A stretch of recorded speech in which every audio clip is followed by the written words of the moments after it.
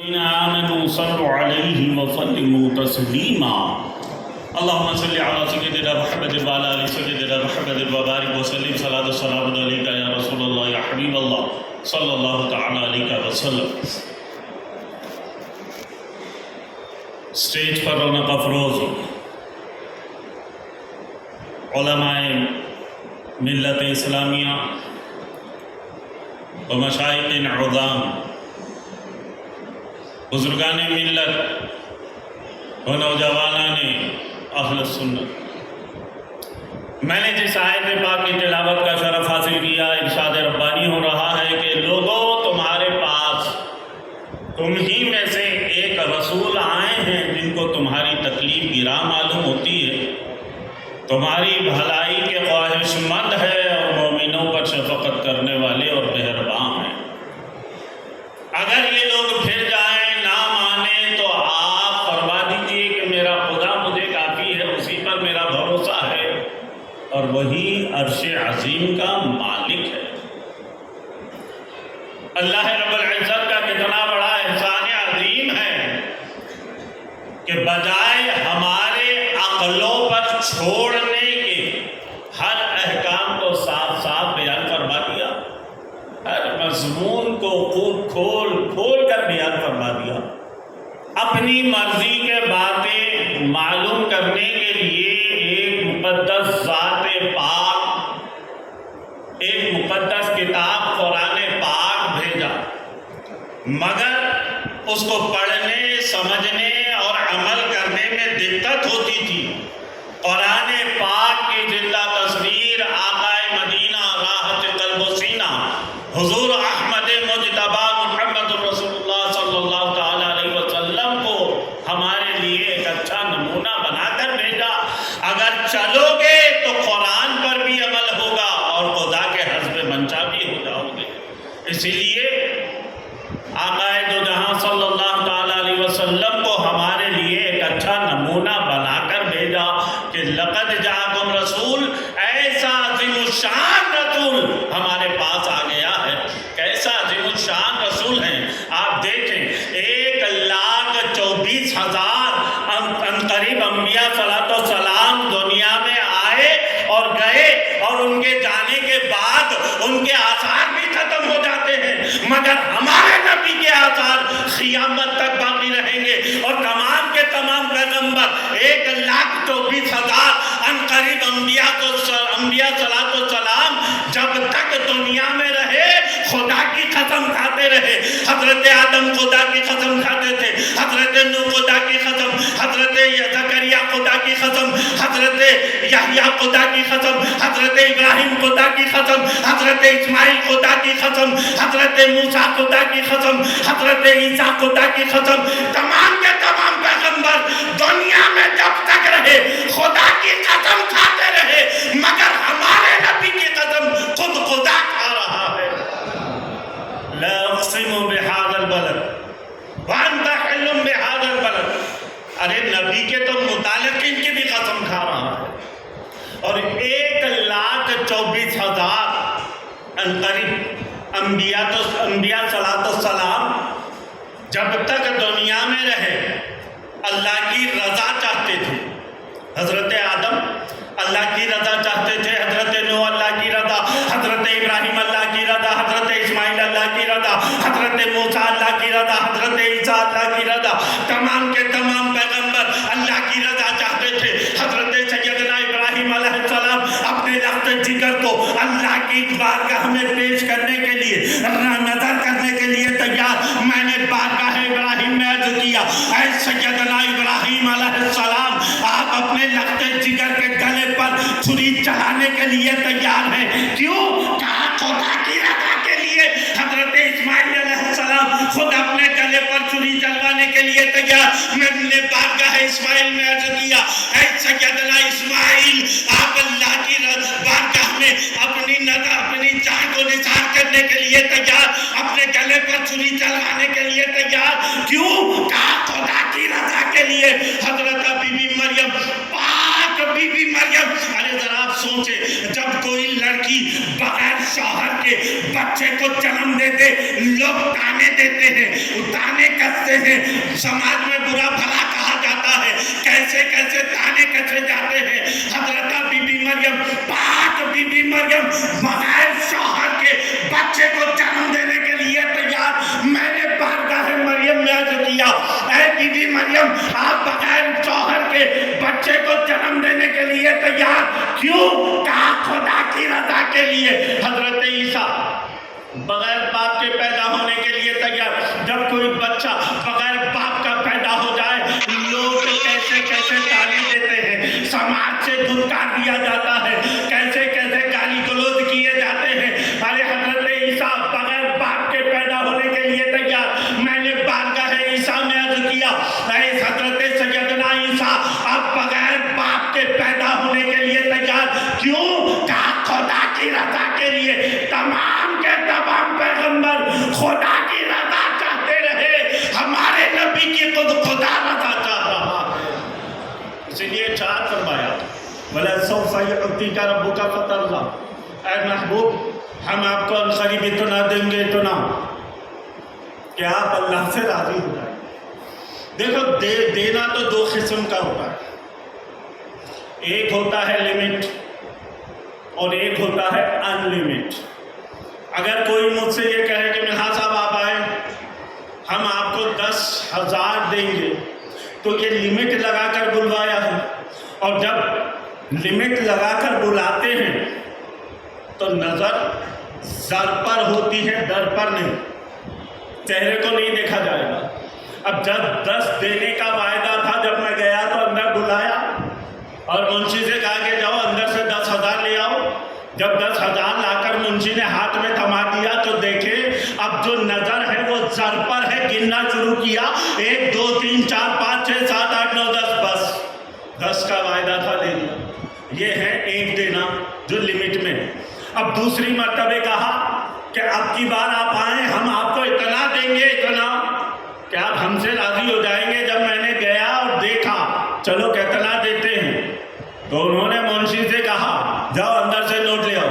कहा कितने लाओ? मुझे क्या खबर कि ये कितने में राजी हूँ। मैंने तो राजी होने तक देने का वायदा किया, और जब मुंशी ने थाल पेश कर दिया मैंने दामन को पसारा। तो आप यहाँ पर गौर करें कि नजर सर पर नहीं होती है, दर पर होती है, चेहरे को देखा जाएगा। अब 1 डाला देखा के चेहरे राजी नहीं है, 2 डाला राजी नहीं है, 3 डाला चेहरे को देखा राजी नहीं है, 10 डाला राजी नहीं है, 100 डाला राजी नहीं है, 1000 डाला राजी नहीं है, 10,000 डाला राजी नहीं है, 1 लाख डाला राजी नहीं है, 10 लाख डाल दिया चेहरे को देखा के राजी। तो कहा जाओ ये लिखे 10 में राजी हो गए।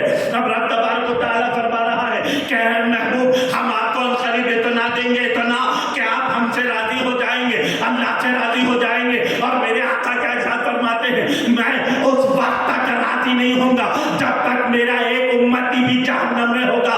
अब रब तबारक व तआला अपने महबूब की रजा के लिए अपने महबूब के गुनाहगार उम्मतियों को बख्शा जाएगा, महबूब के चेहरे को तकता जाएगा। एक को बख्शा चेहरे को देखा राजी नहीं है, 2 बख्शे के राजी नहीं है, 10 बख्शे के राजी नहीं है, 100 बख्शे के चेहरे को देखा राजी नहीं, 1000 बख्शे के राजी नहीं, 10,000 बख्शे के राजी नहीं, 1 करोड़ बख्शे के राजी नहीं, 10 करोड़ बख्शे के राजी नहीं। सारी की सारी उम्मत बख्शे गई, महबूब के चेहरे को देख रहा है। महबूब राजी तो अल्लाह भी राजी। लक़द जाअकुम रसूल, ऐसा अज़मत वाला रसूल हमारे पास आ गया। कैसा अज़मत वाला रसूल है? अभी आप हमसे ना पूछें और ज़रा सैयदना जिब्राइल से पूछें कि एक मरतबे हज़रत सैयदना जिब्राइल और मीकाईल आशिक़ाने तर्ज पर कभी मेरे सरकार के दस्ते मुबारक को चूमते, कभी चादर मुबारक पर अपने मुंह को मलते। मेरे आका ने फरमाया जिब्राइल बात क्या है, इतनी बेकरारी क्यों है, इतनी बेचैनी क्यों है, इतनी बेताबी क्यों है? तो जिब्रील अर्ज करते हैं या रसूल अल्लाह मीकाईल से पूछिए। हजरत मीकाईल अर्ज करते हैं कि या रसूल अल्लाह कभी हमको आपके पास आने के लिए कोई हुक्म नहीं मिलता है तो हम बड़े बेचैन और बेकरार हो जाते हैं। आज चूंकि बहुत सारी दुआएं करते गुजरी, हमारी आज रोजाना दुआ पर फरिश्ते हैरत से पूछने लगे क्या जिब्राइल और मीकाईल बात क्या है, इतनी बेकरारी क्यों है,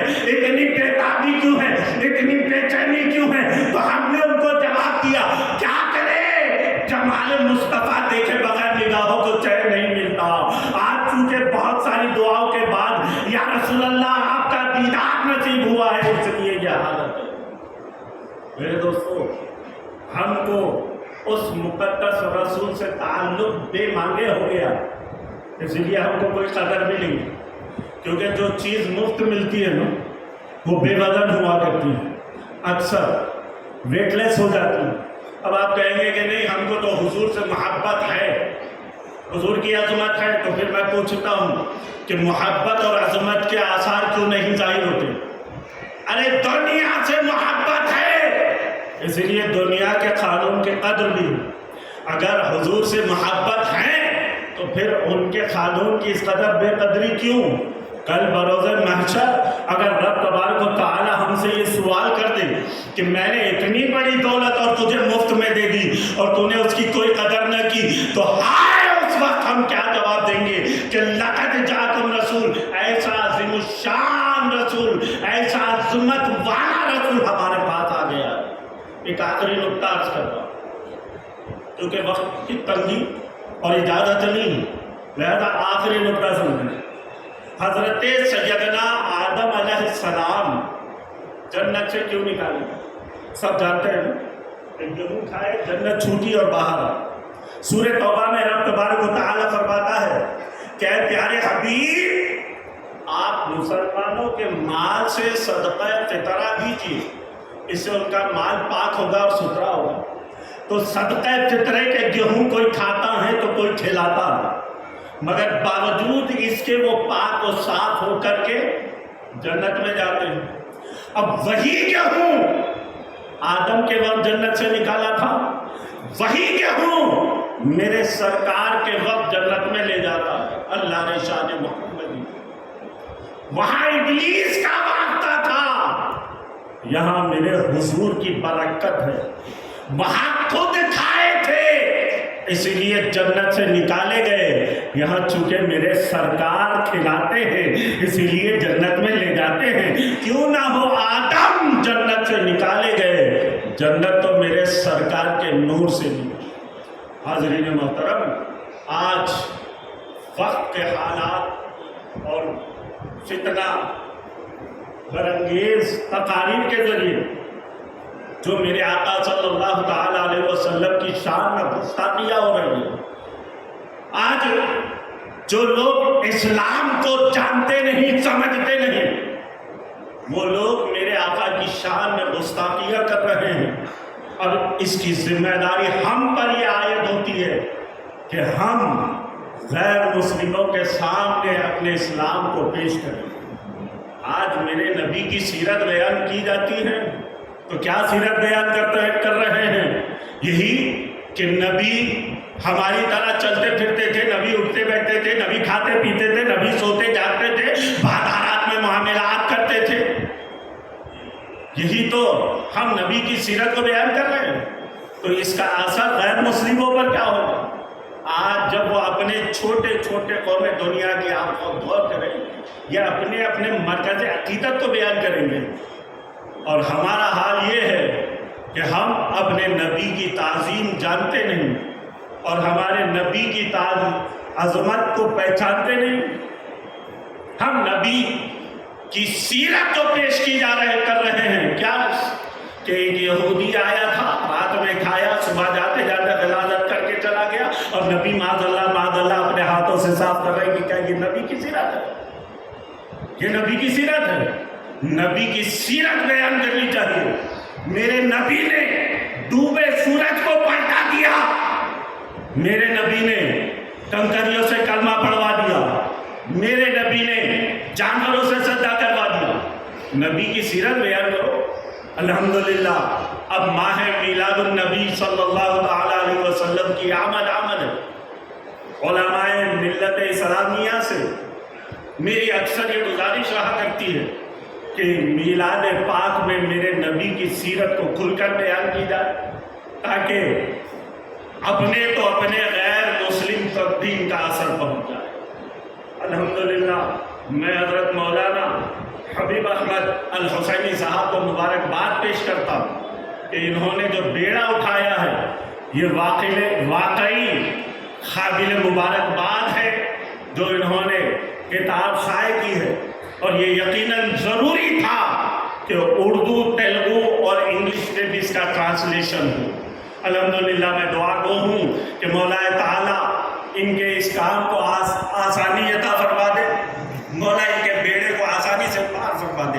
یا الہ العالمین، ہم گناہ گار تیری بارگاہ میں حاضر ہے مولا، ہمارے گناہوں کو معاف فرما دے، ہماری خطاؤں کو درگزر فرما دے، اور میرے پروردگار ہم میں اتنی طاقت عطا فرما کہ ہم غیر مسلموں تک اپنے دین اور اسلام کو پیش کر سکیں۔ واخر دعوانا الحمدللہ۔